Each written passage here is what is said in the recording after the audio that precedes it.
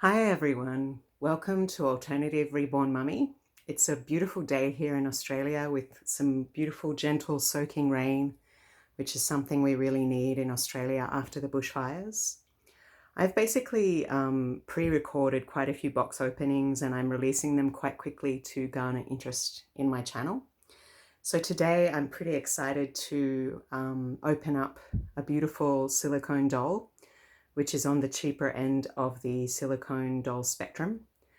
And I'd also really like to discuss with you what we love about the reborn doll hobby, and also, what you love about being a parent or a foster parent or a carer for children. So let's begin. This is a little dog that I found fairly economically priced, and this is a hand knitted woolen blanket I found at a thrift shop. So what I've basically been doing is nesting, which is, just preparing. It's how reborn parents prepare to welcome a new doll into their nursery, where we look at the doll size and we buy some clothes that we think would suit it. And it's a way of building a bond with the doll. So this doll comes from Caroline Silicone Nursery. Wow, she's heavy. On Etsy. So please forgive me because the camera is a little bit further away than me. So, okay, let's begin with the feet. Wow. So this doll is EcoFlex 20.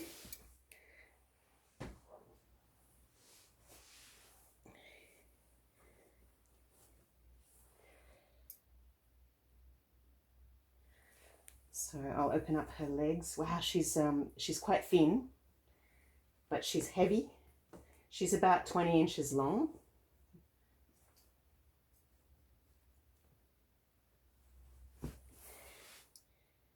So forgive the camera.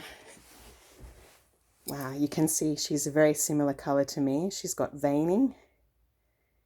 Beautiful soft silicone. She's not the softest kind of silicone that there is, which is marshmallow silicone, which you find on the Claire Taylor dolls. So a doll like this is between 2,000 to 3,000 Australian. And unfortunately, it's quite hard to find a silicone doll unless you get a mini one or a secondhand one for less than 2,000 Australian, which would be maybe 1,500 American. Wow, this is very exciting. So unfortunately, YouTube won't let me show you her girl parts, which is fair enough, but she is just a doll. This is her hand. Her other hand. Okay, you ready to see her face? Yay! Oh wow, she's so beautiful. She has such a beautiful face. Wow. I'm not doing great with this camera work. Okay, she's trying to do this one-handed, so forgive me. I wouldn't do this with a real child, but I'm using my phone and I'm a bit of a novice. So you notice her neck is joined. It's not a ball jointed neck. Wow, she's so beautiful. And I asked for a peaches and cream complexion. She's got mohair on her head, kind of sparsely done for a more realistic look.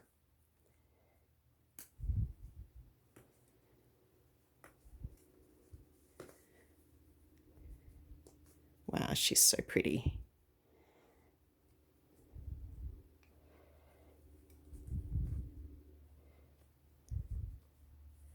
You have to be very gentle with silicone because it's much more fragile than the vinyl that Reborn dolls are made from. Wow, she's so pretty.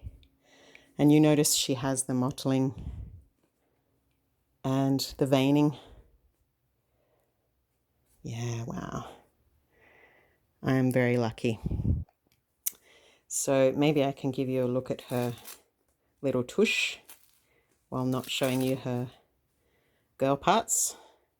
So please look away if you're sensitive to doll parts.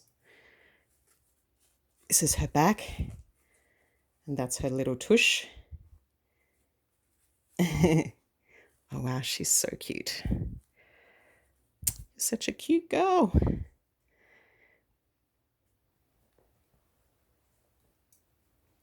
Okay. Sorry about the angle of the camera. So I'm going to call her Serafina. And oh wow, thank you so much for sending this beautiful bracelet as well. And these earrings, I love them. Wow, she's so soft, but she doesn't feel sticky. And I think, you know, she could easily pass for a real baby. Maybe her arms are a little bit short, but once you put her in clothes, she's so pretty. So the Caroline sent some really nice nappies, rose-colored nappies, or in America you say diapers. And she came with a beautiful romper as well, which I really love. Really goes with her skin tone. And when I went to the Australian version of Walmart, I found this beautiful romper for her. She's basically a small newborn size.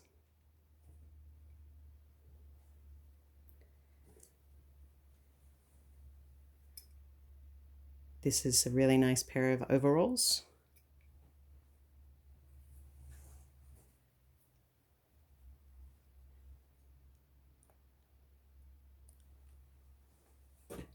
I found this pillow at the local thrift shop. And I found this jacket when I was traveling in France. It's got some very cute rabbits on it. Another dress from the Australian version of Walmart.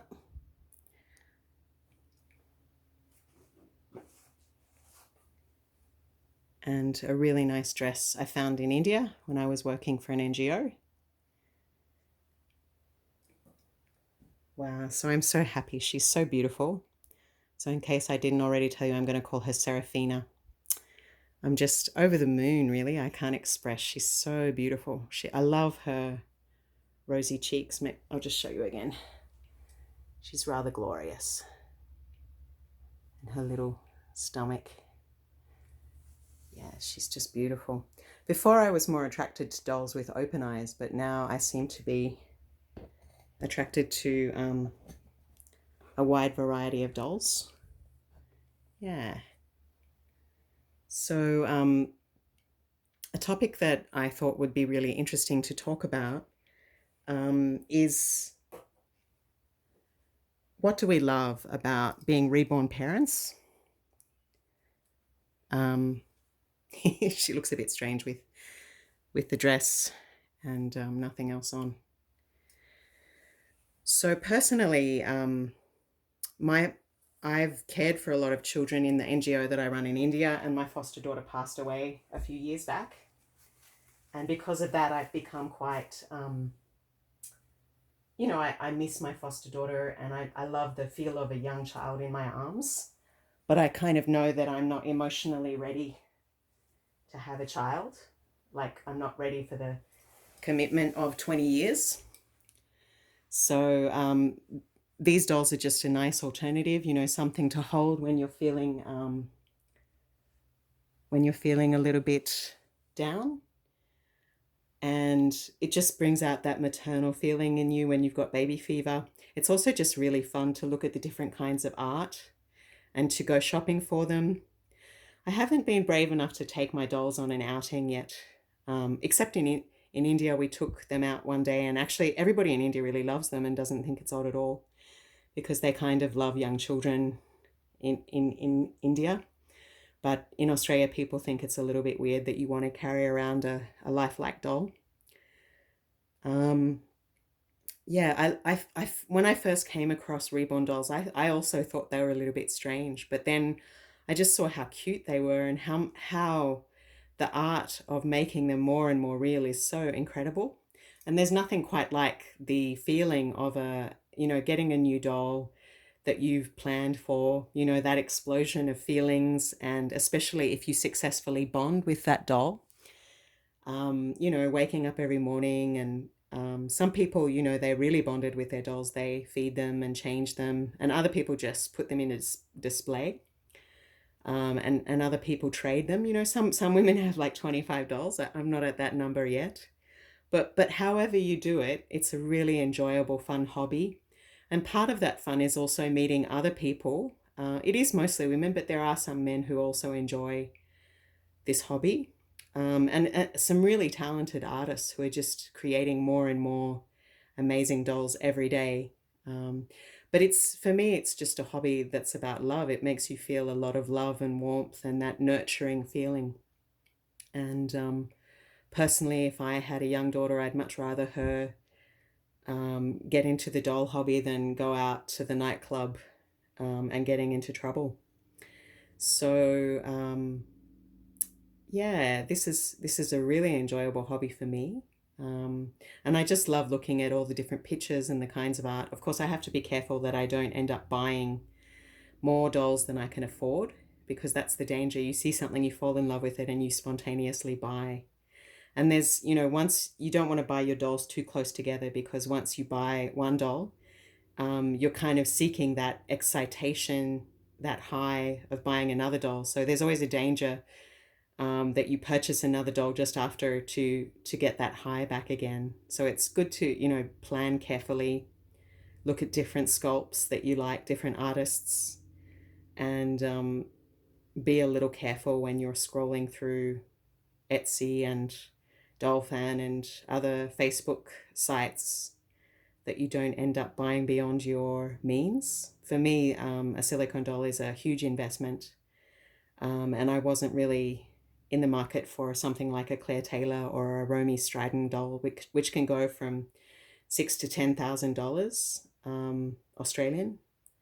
I think one doll even sold for 20,000, which is just an incredible amount of money. But people buy and enjoy what they want to. For me, silicone is it's just a whole different level of enjoying a real lifelike baby. And the silicone dolls are much more fragile, so they're probably not really suitable, and they're also quite expensive. They're about 3 times the price of a reborn doll, unless it's a high-end prototype doll. So the silicone dolls are definitely probably for girls above 14 who are going to really care for them, or boys. I don't see why we should limit who enjoys these dolls, as long as they're not hurting them and treating them with respect. I think a young boy who plays with dolls is probably going to grow up to be a really caring, nurturing father and parent. And it's just really fun, dressing them up, changing their clothes, chatting to friends, seeing what new artists have come up with. I also got a little bit of a taste of what real parenting is like. I was a foster parent for 3 months to 2 girls aged 9 and 11. And it really dispelled any doubts I had that maybe I would be suitable as a full-time parent. I loved caring for them, and they were well-behaved girls in India, but it was extremely hard because I think parenting real children is really the hardest job in the world. And I don't think people should be shamed for saying that maybe they wish they hadn't had children, or that it's really hard, or they're having a hard time. As long as, when they say that, they're still caring for and loving their children, and maybe not saying it directly to the children. But I think we need to be honest about how challenging it is to be a parent, and to not shame people for that. It really is the hardest job in the world, because I just found that these children kind of took over my life. And I know, a lot of people who have reborn dolls are actually trying to have children. And some people are just find it more easy to become parents, it's more in their nature to be able to selflessly give their life over to another being than others, you know. But for myself, a person like me, I spent most of my 20s and 30s traveling the world, and following my passion for meditation.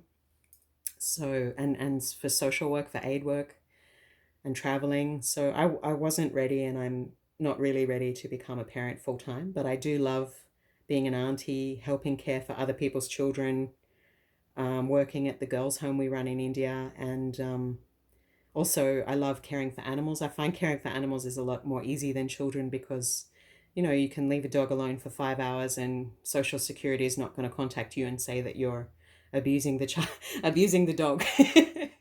So that's my take on caring for children. I think it's an amazing journey, but it's not, you know, something that should be forced upon women. It's something that they should take up voluntarily.